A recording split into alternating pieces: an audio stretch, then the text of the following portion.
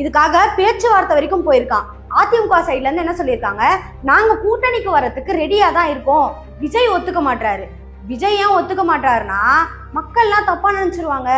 இவ்வளவு நாள் வரைக்கும் நம்ம அதிமுகவையும் திமுகவையும் எதிர்த்து பேசியிருக்கோமே, ஆனா இப்ப அதிமுக கூடயே கூட்டணி வைக்க போறோமே அப்படின்ற மாதிரி யோசிச்சிருப்பாருன்னு ஒரு சைடு மக்கள் சொல்றாங்க.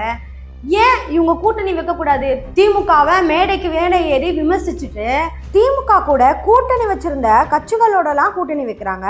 ஆனா அதிமுக கூட கூட்டணி வைக்கிறதுக்காக யோசிக்கிறாங்க. பாஜக இருக்காங்க அப்படின்னு நினைச்சிருந்தா கூட இவங்களுக்கு இந்து மக்களோட ஓட்டு விழாமலையா இருக்கு. இந்து மக்களோட ஓட்டு எல்லாம் விழதானே செய்யுது.